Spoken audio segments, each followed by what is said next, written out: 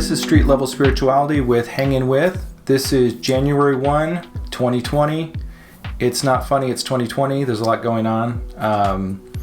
So I just wanted to do a video here at the beginning of the year to kind of connect with everyone and kind of feel out what the energies are happening in the world. We had a big solar eclipse on Christmas. So you may have felt a shift there. I think Trump got impeached right around that time. And it's a kind of a ramp up to this big Pluto Saturn in conjunction in Capricorn happening on January 12th that I keep talking about. What I'll do is I'll give the overall kind of astrological outlook, and I think I'm going to get a little more casual this time. You know, instead of kind of giving you the forecast like you see with a lot of videos, we can kind of hang out a little bit, maybe see some stuff online, do a little research, and just talk about some different things that are going on. I do much more than just astrology and tarot. That's kind of an avenue for me to be able to connect with people. But I have other studies, maybe along the lines of like Edgar Cayce, and I've been caretaking a lot of old documents and readings from Kevin Ryerson, who's a similar trance channel to Edgar Cayce. So I just want to start kind of breaking it up a little bit, just as everyone else is probably going through a lot of changes. We have a new decade, a new year. We just had a solar eclipse, and we have this big shift coming up here. A lot of people say that, you know, it's the astrological aspect of the decade. So I don't know if they meant last decade or this decade, but it's significant enough to be something kind of substantial within a period of 10 years. So January 1, I didn't party. I didn't do anything last night. What did you guys do? You guys go out dancing or anything? I would have liked to go out dancing. I had my own, everyone's got cycles, right? I've been going through my midlife and Saturn cycles, if you guys know what that's all about. And it's been kind of intense. This particular aspect of Saturn conjunct Pluto is hitting my Jupiter in the 10th house and my Mercury in the 4th house exactly. It's squaring both of them. And I think we have, the Sun, Pluto, Saturn, and I think it's Mercury all at 22 degrees. I think Mercury might be 23 degrees in Capricorn on January 12th. So that's 4 planets just right on top of each other. And it's already intense with the Pluto-Saturn connection, so that just brings another level to it. And then if any of these, affect your chart on a personal level, if you have anything at 22 degrees in Libra or Aries or Cancer, you're going to be really feeling this. This is like made for you, something very personal and transformational for you. So I have it. I just found out 2 days ago. I thought it was kind of free and clear. I just found out I have my Jupiter at 22 degrees of Aries and my Mercury at 22 degrees of Libra. So my Jupiter and my Libra naturally oppose each other. So this aspect of these 4 planets in conjunction are squaring both my Jupiter in my 10th house and my Mercury in my 4th house. Mercury is obviously communication, Jupiter is expansion and opportunity. So I wouldn't be surprised if I wouldn't see a new opportunity or new direction in my career. I've been going through a lot. My business partner and I have been kind of, I should mention, this isn't what I really do normally. This is kind of what I do for my heart and soul, what I enjoy doing, and finding an outlet to express myself in a deeper way. But for my regular career, I do brand development, graphic design. But my business partner and I have been kind of drifting away from each other a little bit, and he just found out his dad's passing. So he's off doing that. Things are, really shaking up right now, and I'm sure it's shaking up for everyone. It's shaking up politically. There's just so much to talk about. So let's just hang out a bit, and we'll talk about it. I do plan on doing some live hangouts soon, as soon as I get it figured out. Right now I'm still recording this. I'm experimenting doing something new this time. I'm running the audio through video capture on my computer screen here, so we can see what's going on. I thought we could just kind of carouse and look over some stuff together. But the audio is running through there, and the audio data rate on my camera is 100 kilohertz or something. I don't know how you pronounce that, but and some record at 41, and so sometimes you have audio sync issues. So hopefully there's not audio sync issues. And then the other issue I've seen also is when I'm capturing in QuickTime on my laptop as a screen capture, sometimes I have long delays. And I'm not sure what that is. If I just need to update my operating system. I've got a good SSD in here. It's a really high-end Mac.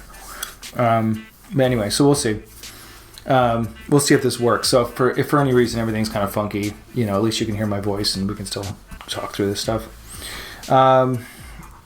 I've been really trying to kind of create more of a harmonious environment for myself. So growing up, my mom used to burn Nag Champa incense. So I thought, if you ever see me looking up like this, I have a screen up here. Just seeing if I'm on camera. So let's light some Nag Champa here for the new year. Hope you guys are doing good. All this astrological stuff, all these life changes, all these things that kind of shake us up and push us in new directions are just helping us kind of get to our highest expression. And it's usually just the honest part of yourself, and society doesn't always really make much room for you to be yourself out there, because we have to kind of put a mask on and go work, or put a mask on to try to connect in some level with somewhat of a superficial society. So part of my mission is to kind of really support natural being. I'm not a crazy hippie spiritualist. I used to be more like that, I guess. I'm very pragmatic. I have Saturn right in my ascendant. I grew up in communes, in spiritual gatherings and environments. And I've also lived in mainstream reality. Corporations, Los Angeles, that kind of crap.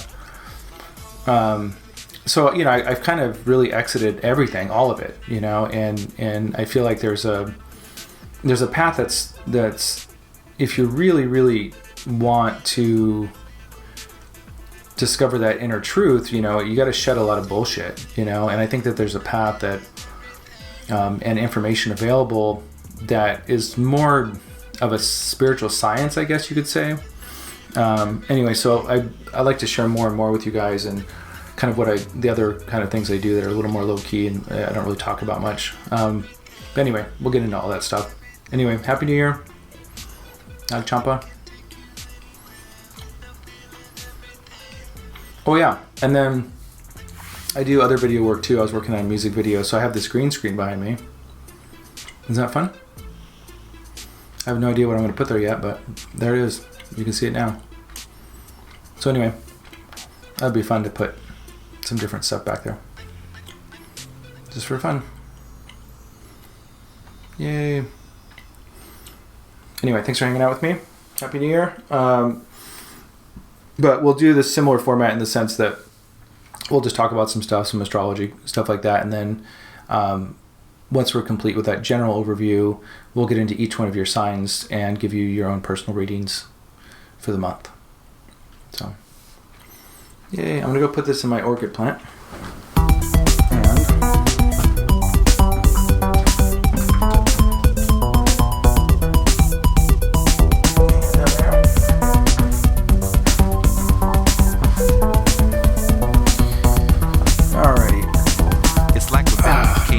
So, how you guys feeling? A little coffee here. So I thought maybe what we could do is we could go online and maybe just read a little bit about what different websites and stuff are saying about this conjunction.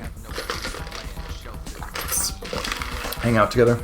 Actually, before we do that, let's pull an Edgar Casey card. My friend Heather got these cards for me. I think she's one of my 8 subscribers. I don't know how many I have. Anyway, it'd be great to grow that, but for now I'll just use this as an opportunity to express myself. Thanks for hanging out with me. I started this because I kept being pushed by some of my teachers to do more tarot as a tool to kind of get in touch with my intuition and things like that. And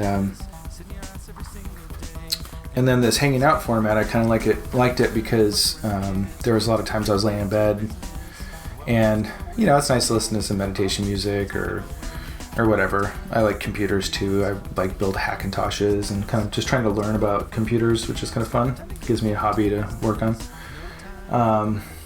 That's kind of meditative. And then,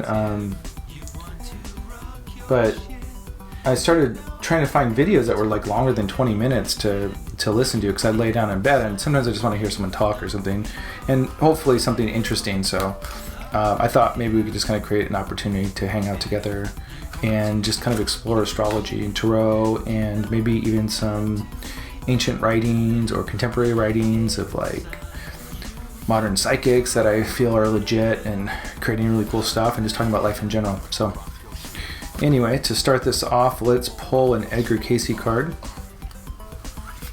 Edgar Cayce, if you're not sure who he is, here, let's look him up while we do this.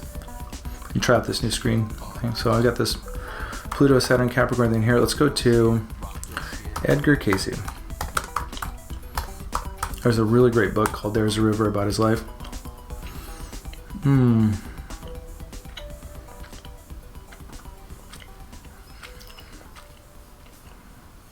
Not now. Okay, who is Edgar Cayce? Edgar Cayce, he was born in 1877, died in 1945, has been called the sleeping prophet, the father of holistic medicine, and the most documented psychic of the 20th century. For more than 40 years of his life, Edgar Cayce gave psychic readings to thousands of seekers while in an unconscious state, diagnosing illnesses and revealing lives lived in the past and prophecies yet to come. But who was he? Blah, blah, blah. Anyway, he was born in Kentucky, wasn't all that educated, ended up having like a throat problem. They couldn't figure out how he could get him to speak again. So as a last ditch effort, they had him go to a hypnotist. And the hypnotist, through suggestion, was able to put him into sleep. And he was talking perfectly fine while he was under kind of asleep in hypnotic suggestion. And so they knew that it wasn't physical, it was something else. So anyway, through that process, he ended up kind of speaking, and some kind of higher conscious started speaking through him. So anyway, long story short, you can look it up yourself, but anyway, he's a really interesting fellow, really dedicated to helping people's lives, and just did thousands of readings for free for children, for health issues, and then later on, there started to become more information coming through about lost civilizations like Atlantis or Lemuria. Angels even talk about extraterrestrial type stuff, and I'm not really into sensationalizing those past aspects of our history. I do think they're important to look at, but I think that me personally, I like to focus on just what we can do to create a better reality for ourselves individually within our own unique experiences.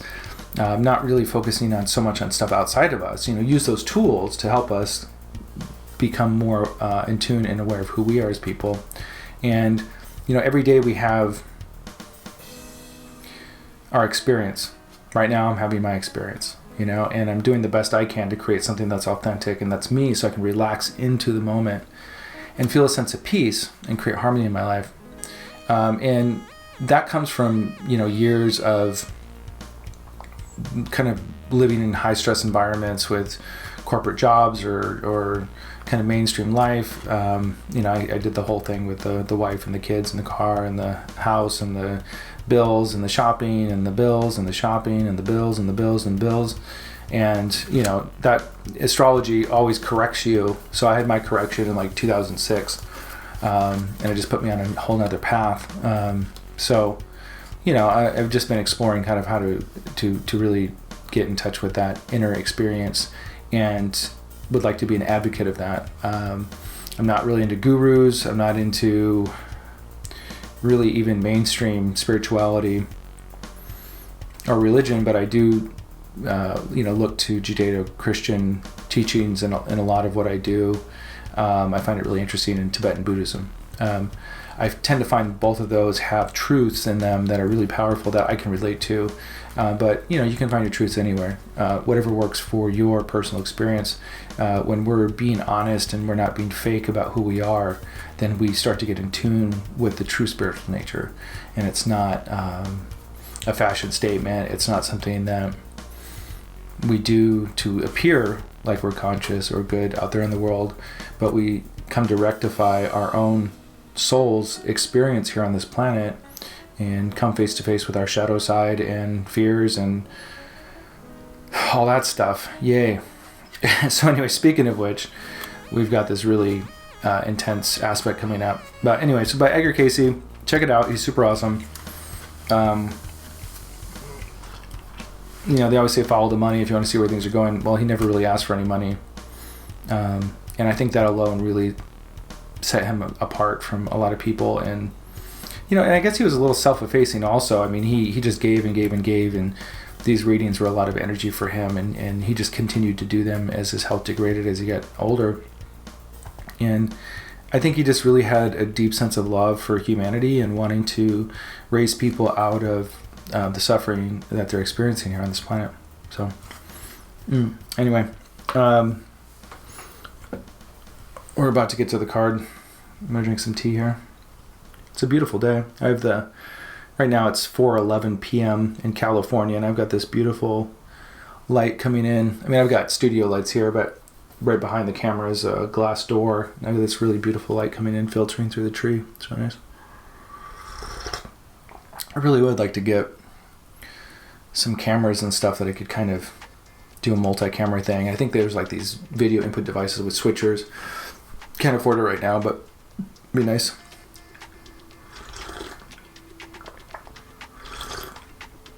Oh, this is so good. Have you guys ever had Good Earth tea, the original spicy version? My dad used to take us to the actual Good Earth restaurant back in the 80s. And they used to drink this tea.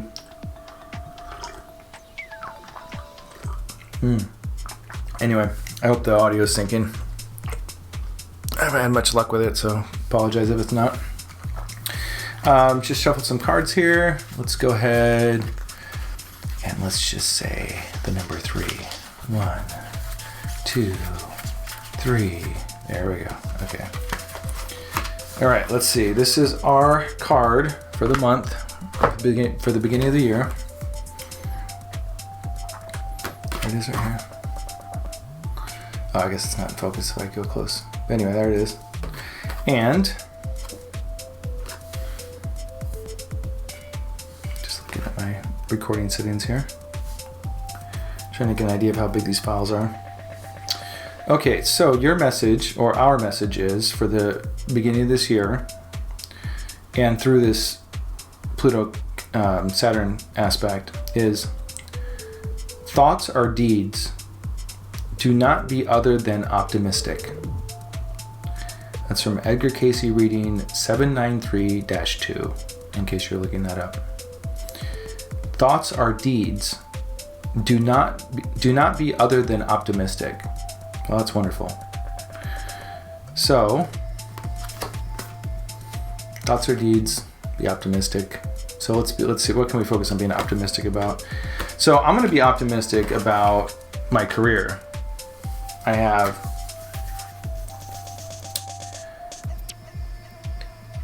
When I was younger, my parents split up, and my dad was kind of a musician, kind of rock star lifestyle, I guess you could say. And it was I was raised by my mom, so it was kind of tough, and I didn't have much. And when you live in the city and you don't have much, you kind of live off street cred. You live off what you can skills. It would how people danced or skateboarded or whatever that they did, whatever their expression was. It was kind of how you got your street cred, how skilled you were at doing something. And so I dropped out of high school Just I didn't have any guidance. I was in San Diego High School downtown. This is when there was a lot of drive-by shootings were first starting and all that. And it was just a kind of a nasty environment. And I ended up, I had a old Vespa motor scooter at the time that I was driving without a license, 16 I think. And I just got up out of school and I left because, nothing was happening. The kids were throwing stuff everywhere, smoking weed in the back, and I just knew that there was something else for me, and I didn't know what it was. But long story short is, I ended up kind of fibbing my way into a job and was doing some, work on some TV stuff, and but mostly like early web development stuff, and that led into brand development, which is a whole philosophy of identity as a business, and it was interesting because over time that really ended up tying into my own spiritual work, because getting to know who you are is there's certain aspects of who we are as people and businesses that define our identity. It's who you are, what you do, how you do it, what you do that's unique, your values, and how that applied to our kind of personal spiritual aspect of who we are as people, and figuring out what our identity is was really powerful. So the branding and the spiritual work kind of started tying in together, and I developed this philosophy around it. But anyway, long story short is, doing a lot of like, I don't know, my stone focus back here. Gotta lean back. Probably not, but I'm just gonna chill back for a little bit.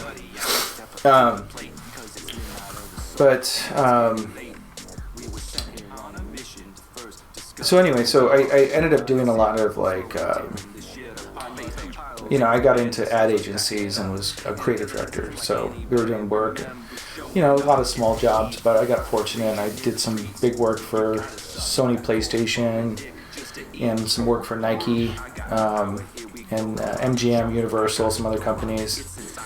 But I never really felt like it was really who I was. The work was always just to make money and not very creative and extremely stressful. It paid good, but it was extremely stressful, And little by little, things have just slowed down. And as I've made my piece a priority, not really knowing what to do, where to go next. So,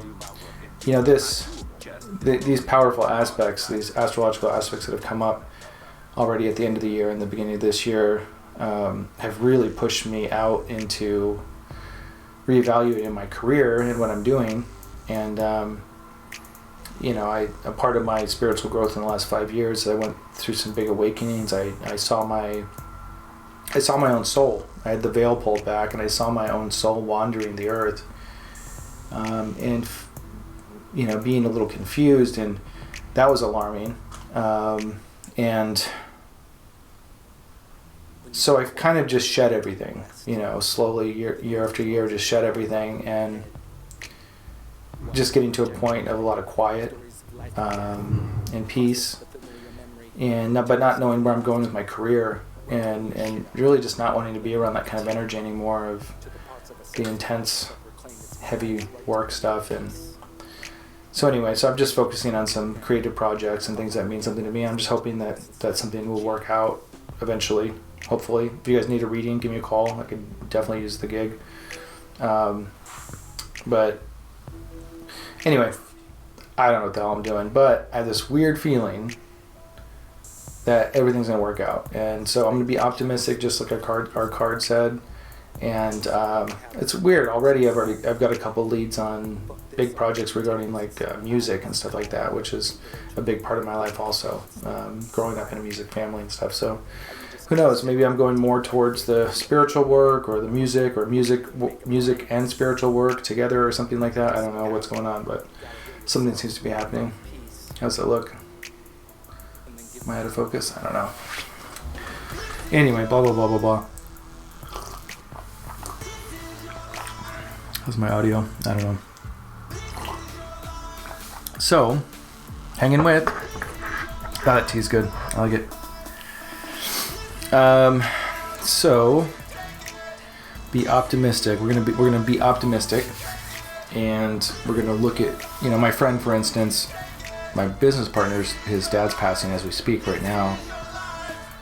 And gosh, when these kinds of aspects affect you on that level, it's hard to be optimistic, and we can't sugarcoat or say that things are just going to be good, but we can look and hopefully see a greater truth or a greater purpose within that. So no matter what you're going through, even if it's a loss or something really difficult for you, use it as an opportunity to cleanse yourself of the aspects of those feelings, thoughts, and emotions that are reactive, and give yourself a chance to be in a state of harmony as you go through these lessons and be more responsive to them. So, okay, so we talked a little Edgar Casey. We did a card. Oh my gosh. Things have been crazy. I've got 2 kids that live with their mom. And I've been spending as much time with them as I can, and I figure if they're sick of me, that's good. But my spiritual world, they're just teenagers now, and I haven't really ever really shared with them my spiritual side. Those spiritual views. Their mother tends to be a lot different than that. So it's been kind of interesting, just slowly introducing who I am to them on a bigger level. But as these they're going through some challenges there at their house, and it's like, oh man, I guess trying to share that optimism with people who aren't spiritual, right? Or trying to share the spiritual growth in all these things, and to remain optimistic, or our spiritual nature in general to remain optimistic. I mean, when we recognize that we're spirits and that we live life to life to life, and that this all amounts to something, it's a lot easier to be optimistic. We're not looking at life as just this pointless process that we just die and it doesn't mean anything, So anyway, just going through that with my kids, that whole process. All right, let's talk about this Capricorn, Saturn Pluto conjunction in Capricorn. I was looking online, kind of just seeing what people were saying about it, but the basic idea is that the sign of Capricorn is, all about really investing in yourself, success, business, government, old structures, old ways of doing things. It's good that we have bureaucracy in these old structures because, innovation's great, but also innovation can be untried and tested. So it's good to have these kind of legacy aspects of who we are or society because they're reliable. They're not always perfect. There can be sluggishness in the process. There can be a lack of innovation. There can be really old ways of doing things that are antiquated. But there's value in that. So it's important to nothing's ever bad or evil or wrong. It's just seeing the place of things and what's appropriate. Now on the other side of that, you've got Pluto coming along and connecting with Saturn in Capricorn. Well, Saturn is naturally in home in Capricorn, and Saturn is the same thing. It's the father, it's structure, rigidity, repetition, hard work, really establishing yourself, and stern truth, undeniable truths, unflexible truths. So it's very much the government, it's very much institutions, and so you got Pluto. Pluto's the planet of death, rebirth, and transformation. It kills you, it breaks you into a million pieces, and then it slowly puts you back together in a new formation that's more authentic to who you really are, and that's more true.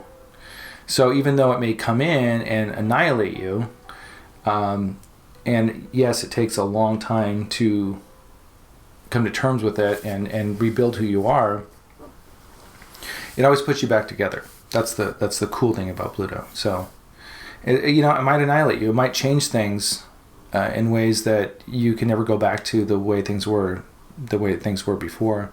But we, I guess, learn a lot more about who we are in the process, right? So, and hopefully just to be more honest about who we are in our daily affairs.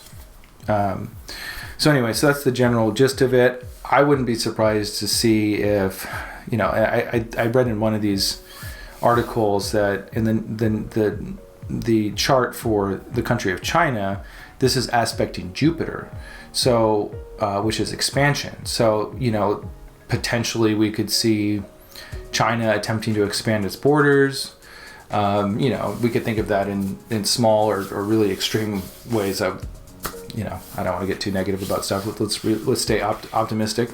But anyway, so China's influence, the dragon in the Book of Revelation, its presence is expanding. Whatever it is energy or something of that sort is expanding, but also transforming, which is cool because Pluto, who knows, maybe there's a different way of thinking or functioning as a country that's a new spirit, something like that. Who knows?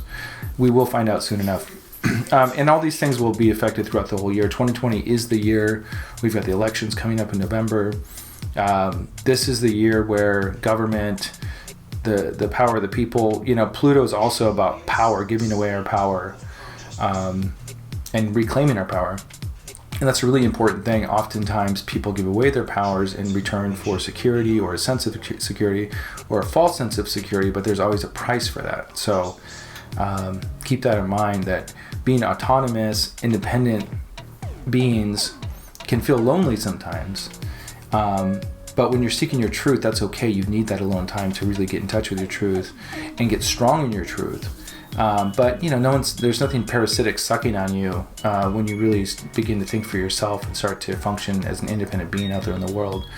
We have way too much reliance on government and addictions and all sorts of things that really keep us from being who we are. Behind all that crap is a spiritual being that is pure and clear and ready to really co-create here on this planet. So let's see. I'm not really sure what article, but we can kind of carouse these. Protect and survive. Dark Star is intense, but let's check it out. Let's check out some intensity here. Yeah, so here's some power stuff here. This is what Dark Star says. Saturn conjunction Pluto 2020, protect and survive. Saturn conjunct Pluto will be exact at 22 degrees Capricorn on January 12, 2020. In 2020, there will be a buildup of a grand stellium, including Jupiter and Ceres also. I didn't know that. I will go through each of these conjunctions in separate posts, but we shall kick off with the one that will probably generate the most fear. Dark Star is always kind of... I guess if we're supposed to remain optimistic, this might not be the best page to read, but I do appreciate the shadow side of reality. It's important to look at. If you want to make movement in your life, looking right into the shadow is one of the quickest ways to do it. Saturn rules fear, and Pluto is the taboo and unseen. Saturn-Pluto is the deep state, the hidden hand, and death cults. These are both planets of endings, but it is both a death and a resurrection aspect that contains many paradoxes. With this conjunction in Capricorn, the most obvious meaning is the collapse of structures and having to rebuild again from the foundations up. No more papering up. Papering? No more papering over the cracks.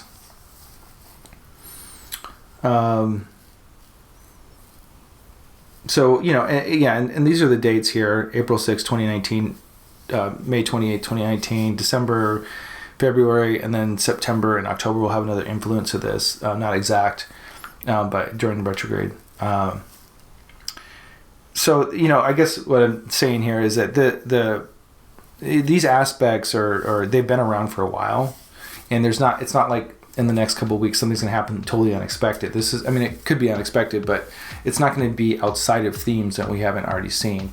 We already see shakeups and people rising and secrets coming out within government and all that stuff. So it's no surprise there. And within our personal lives, depending on how this is aspecting us, what we're already feeling is we just might see more action around it. So for me, again, it's 10th house, 4th house, that's home and career. and my career has been shaking up for a while and transforming, so it's not like a big surprise. But anyway, let's see what else we got. Oh, this was something else that was interesting too. For people who grew up in the 80s, like I did, I saw this in another article. They were talking about that TV miniseries. I think it was called The Day After, and I think it was So that happened in 82, 83, which was the last time this aspect had happened. So you could start seeing some themes around it, and also some relief or some sort of revisiting of that time period of your life. So I was 8 years old in that 7, 8 years old during that time, and they had this miniseries on TV called The Day After, and there was a lot of nuclear tensions with Russia at the time, and so there was this miniseries, and at the very beginning of it, they had this image of these kids playing in this nuclear, or I forget what it was exactly, but it was a nuclear bomb going off, and it scared the shit out of me as a kid. I mean, when you're 8 years old, that looks real, and back then there was 4 main TV stations or whatever, so everyone was watching this. So you have millions of kids and people just really traumatized by this image of a nuclear bomb annihilating, their country. And it was a palpable state of fear during that time, and it's especially abusive towards children because it appears to be so real that kids get into this state of trauma and start emitting this fear out there in their lives and everything that they're doing. And so I think that, to me, that's a part of what this time is right now for us. We see that in social media. Everyone's on their phone just clicking through stuff. And, I think most people, or anyone who's even remotely conscious about what's happening in their lives and observant, can recognize that there's a lot of toxicity and garbage, in their feeds and their media and these articles. And it's just, there's a lot of extreme division right now. So people are just angry. People don't know how to debate things. People don't know how to talk about things. People aren't looking for common ground. It's very one-sided. But let's remain optimistic. Let's look at oh god, how do I go off this tangent? But anyway, so what I also do is I am in the process of archiving a lot of channelings from the channel Kevin Ryerson. He's a lesser known channel, but also semi-known, depending. He was in Shirley MacLaine's Out on a Limb series in the 80s, another miniseries on TV, funny enough, and was part of her spiritual development, and he was my godfather. So, a lot of people from that age group of that time period, they were doing a lot of readings in the 70s and the 80s in these groups.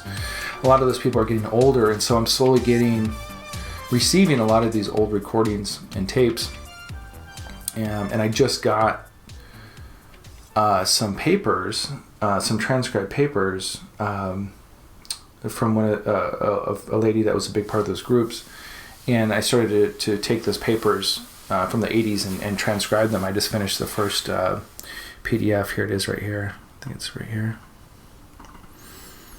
Yeah, so I just transcribed this. This is a 20-page document. But there was something in here. Let's see. I mean, it's just really interesting content. That's what it was. So, it's basically when we get in a state of conflict, of tension, of differences, of polarization, we feel like there's something to fight for. And when you're in that constant state of fear, something bad's gonna happen, getting really stuck in the media, getting stuck in these stories, identifying with one side of the extreme, there's this energy charge going out into the world. And a big part of the consciousness that's growing right now is learning that things are one-to-one, that you can't fight for peace or you can't wait for something. You have the moment right now to choose where you're functioning from as a person. And that's your own sacred inner reality. It's your own temple. It's your own, whatever you want to call it. This experience you're having, I don't care if you're a trucker who doesn't believe in anything spiritual, if you're religious, I don't care who you are, what you believe in, atheist. We all have this moment right now that we have to sort out and do something with. And for some people, they feel that outer circumstances are the reason why they can't rectify that or find that balance or find that way to really take control of that moment. Now, we're in a physical body here, and we can't necessarily control the state of that physical body at any given minute. Now, we can take care of ourselves, we can sleep, we can drink water, we can do the things that we need to do to feel our best.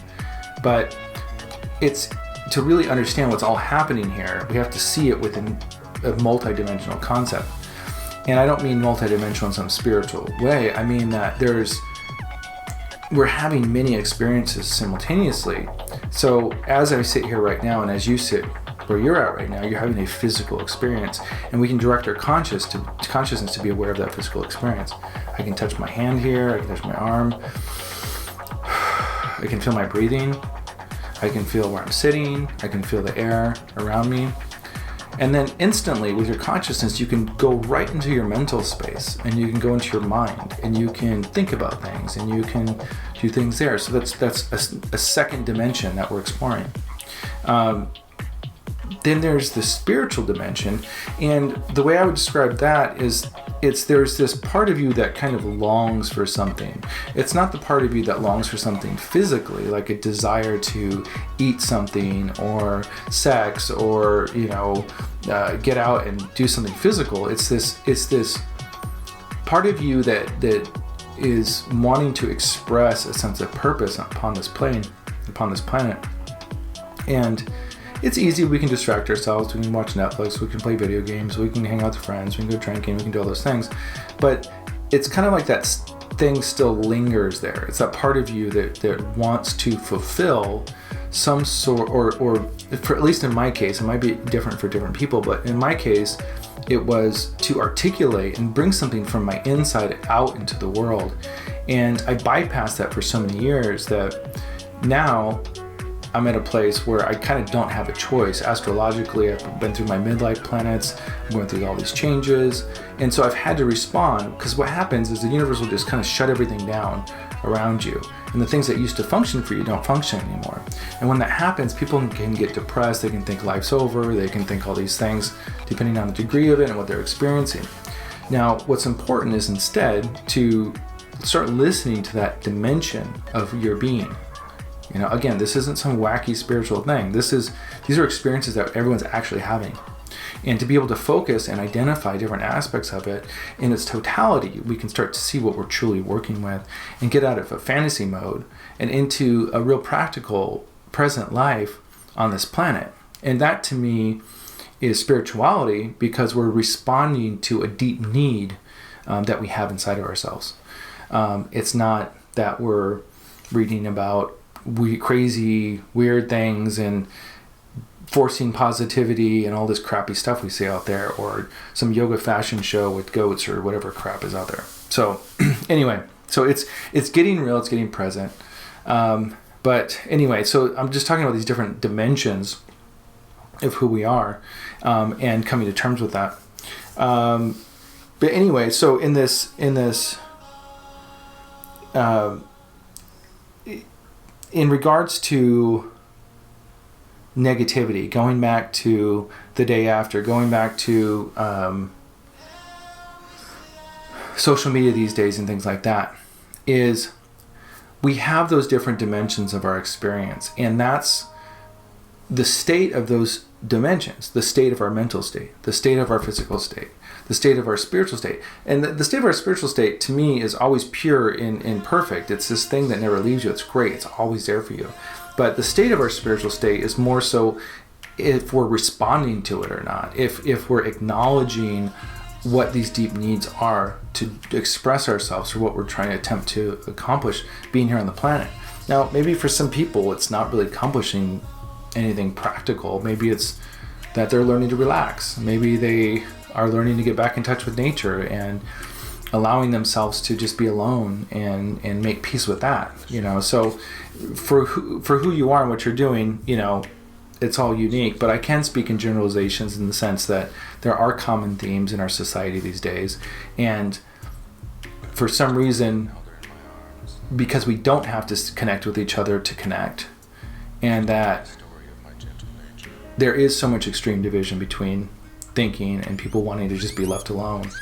There's a lot of isolation and a lot of negative attention. So I think that part of this, to go all the way around, and I know I'm talking about a lot of stuff here, but to come all the way back with all of it, is that I think that we're rectifying and coming to some sense of resolution that these external forces, if we allow our consciousness, our mental consciousness, our body consciousness to get worked up, our spiritual consciousness to get blocked, that we enter a state of consciousness that is external to us. It's being fed to us by external forces. So we have, you know, videos on Facebook, YouTube, you know, whatever these videos are, feeding us fears, feeding us this crap. And it's like junk food, you know, and we just kind of use it because it gets us by and it entertains us and it stimulates our biochemical functions and gives us a sense of that we're doing something. Now, other people go out of the way and they create turmoil consciously to avoid all that stuff and blah, blah, blah. I can't get into all that. But I do think that there's going to be a certain aspect of this is coming to terms with that kind of trauma that we get exposed to in regards to media. Because that's what happened in 82, 83. We were very traumatized by the nuclear scares, by these TV shows and things like that. So there's such a parallel with what's going on today with media that I think that, you know, we could see a return of that kind of energy. But I also think that it's a opportunity for people in my age group, and then just in general for people to become aware and kind of take their power back. We have Pluto there. Pluto wants to take its power back. So we're taking our power back from media. We're taking our power back from being fed this bullshit. All we have is this moment. And if you can go in and seize the space of your mind, if you can come into your body and seize the space of your body, and if you can move into awareness of what your spiritual calling is, and unblock that door unblock these distractions that's keeping us from really focusing on spending our time, you know, developing that aspect of who we are, then we can start to really liberate ourselves from all these forces. So anyway, that's what it is for me. If it's something, you know, depending on where your chart's at, look it up. You have to know what your ascendant is, your rising sign. But if there's anything at 22 degrees Libra, 22 degrees Aries, or 22 degrees Cancer, look at your chart or anything close to that, and then you'll see how this aspect's going to affect you personally. So I have a Cancer ascendant. This is opposite Cancer in Capricorn. So that's the opposite of the first house is this, well, 7th house. So for me, the first house is your relationship with yourself. The 7th house, which is opposite, all the houses represent the opposite of each other. So the 7th house represents my house of relationships. So this is very much about how I relate to people. And since it aspects business and home, it's going to be around issues of business and home. I think especially business, what I'm looking at here. So anyway, yeah, so it should just be a really interesting year. And I think I'll go into each of your guys' readings now, but I do want to remain optimistic, but I do want to really reiterate the importance of claiming your space. Like, no fucking joke, I ain't fucking around anymore. You know, all this crap out here, blah, blah, blah, blah, blah, blah. You know, people get into it, you know, and then they're just regurgitating, you know, sound bites they hear online, and it divides people. So now it's a time to turn off the shit, turn off the garbage, and people who defend that stuff, they're mentally ill. These are people that have problems and they can't face themselves. They can't deal with their own emotions. And as we get more real, as things quiet down, as we reclaim our space, yeah, we do have to feel those emotions. Yeah, we do have to feel the subconscious stuff. Things may not be as good as you thought they were. Things might not feel as good as you thought they were when you start to get in touch with your body. When you start to see how society functions, it's fucking disgusting.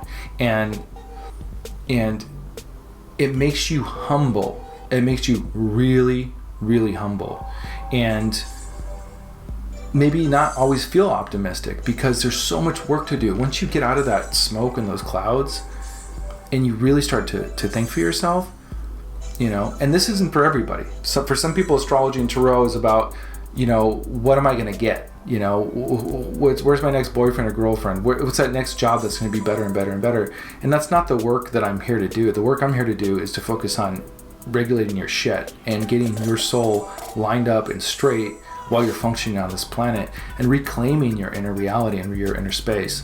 So if you're into that, subscribe, please, and hang out with me because there's a lot more to come. I've got some really, really great material. So anyway, let's stay optimistic. Yeah, things suck. Things are challenging. But we have to have the tools and the resources within ourselves and to demonstrate that for other people as they start to shed their falsity also. So anyway, keep up the good work. If you guys need anything at all, if you have any questions, I do tarot readings. I can give you kind of an astrological reading, chart, something intuitive. I can do something over the phone for an hour. We can chit chat or something like that. I'll put a link in the description of how to contact me. And I'll go ahead and get into your own personal readings right now. Happy New Year. All right. This is the tarot portion of your reading. Hangin with Gemini, January 2020. Thanks for joining me. And it looks like so far,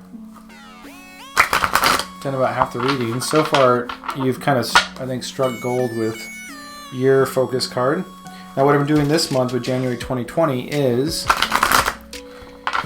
looking at what we're transforming into, right? Pluto, basically the theme's really simple, is that we've been a certain way. It's worked for us, and it's an old structure, but it's no longer working for us, and now we're becoming someone new. What is Pluto wanting us to turn into? So what are we transforming into has been the theme with all the readings. And with you, I got the King of Pentacles, which is really powerful. That means that you've gone through the process of learning what it takes to make something come to life.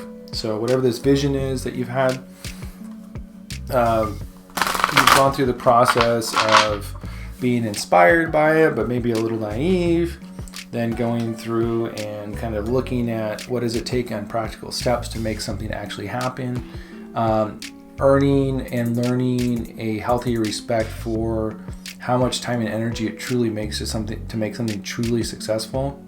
And so this time that you're going through right now is a transformation of moving out of that aspect or personality that hasn't been able to really truly see that into someone who's really welcoming and open and honors that process and knows how to achieve it. So, I mean, it's a very fortuitous card for you guys. And it means that, you know, you're really moving into this new personality. But, you know, like I said, it's also about a healthy respect. You know what I mean? It's not like just magic things happen for no reason. It's kind of realizing that, you know, kind of acknowledging the hard work it takes to make it happen and the process of doing that. So before I do readings, I always pull a card. I don't always pull a card. I did this time.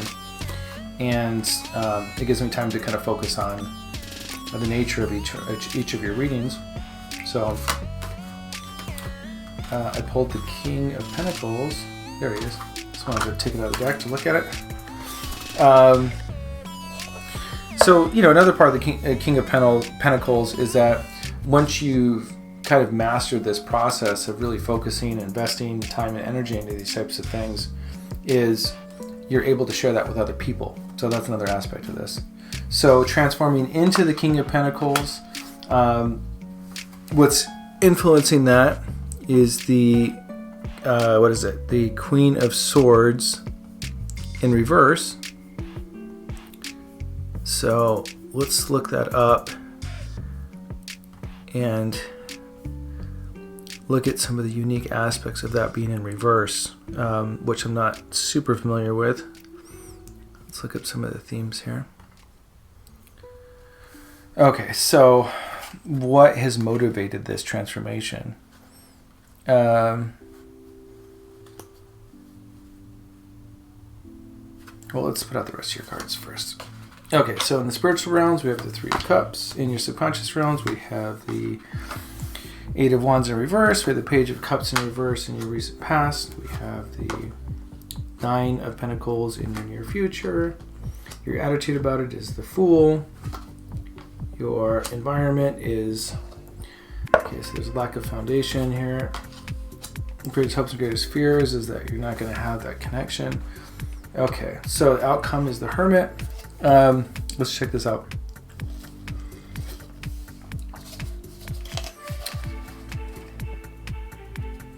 Well, it looks like a long path of going from somebody who maybe was more run by your emotions, or just there was general weaknesses in your character or personality that you really wanted to develop, and you started to identify that. And maybe that came in a couple years ago as this Pluto Saturn aspect started to form. But you became aware of some weak areas a while back, and you really noticed, like, wow, I really want to make a difference here and change something in my life. So that's why you're moving into this new archetype of the King of Pentacles, is that you've kind of recognized these opportunities of areas of growth and have invested and took the time to really develop those weak areas. So it's like, you work this muscle, this was weak, blah, blah, blah. You work this muscle this week, and now it's like all starting to show, and you're starting to reap the benefits of that, all that effort. In the spiritual realms, your voice from the angels is to rejoice, that you have an opportunity to really rejoice in this. And this is beautiful because there's so many challenging aspects right now this month. I can really see that this is a real triumph for you to have recognized and taken the time to not only put the effort in, but to see it through, to really come to a more masterful presence in creating things. In the subconscious realms, things are slowing down a little bit. In recent past, we have kind of a release of a naive type energy, which is great. And here we go. In the near future, we have the Nine of Pentacles, and this is kind of I would say the feminine balance to the King of Pentacles. The Queen would be, but the Nine is this kind of youthful freshness and gentleness in how you share your resources. And then your attitude in this situation is very innocent. Let me just see how this ties in here. I might get a clarifier here. Let's see how this ties in here. You've earned this place. You're balancing your creative processes. And you have a really good attitude. There's not a lot of structure around you.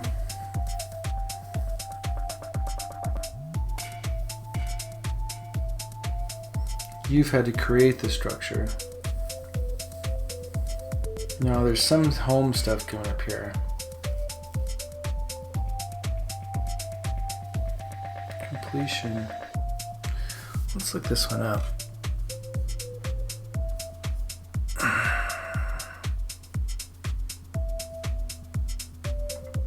There's something about home here.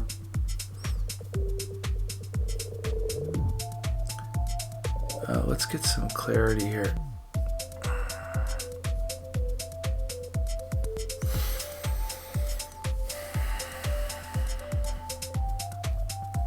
Your hopes. Oh. So you're. Let's see. But what is this? You're still. I see. Okay. So as you move into this successful energy here, you have this like deep fear of material, highly visible failure, financial failure, or the dark side of wealth, not being able to manage your, to be able to manage the power of these financial resources. That can be, it's a reflection of your own power. So I have the Hermit being your outcome card, and so I think that this is a multi-step process for you. Is that your transformation isn't just moving into being the King of Pentacles and mastering the process of what it takes to materialize something, but it's also learning to balance those resources once you achieve that, and that you are. That your emotions or the emotional nature of who you are isn't overtaking and kind of almost losing, making you lose all those efforts, if that makes any sense. There's an emotional maturing that occurs around finances and resources as we begin to master that creative process. So we master the creative process, and then we're able to really maximize those resources that have come to us, and how we go about utilizing those resources. So it's a two-step process that I'm seeing here. It's learning to master the process to gain the resources, and then having the emotional strength to manage them once you have them. So this is the person that you're moving into this month. This is the breakdown of the old and into the new. It sounds like what I'm seeing here is really, if there was one theme when I look at all that together, is that it's the emotional maturity to manage resources. So I kind of wish I would have looked at all your cards first before I got into it, but I was kind of going step by step. But it seems really clear to me. So in ending on the Hermit, what that says to me is that there's a time of reflection. There is a time that you do need to step back, and you almost need to not expose yourself to too many temptations too early on, that as you're kind of getting your bearings here, and as you're kind of starting to learn how to work with these resources, the best thing you can do is not put yourself in tons of situations of temptation, or situations where people want things from you, or there's risky investments, or or basically not going to the shopping mall if you love shopping. You know what I mean? Like, you need to remove these things around you that are going to trigger these things that maybe in the past haven't really served you as much.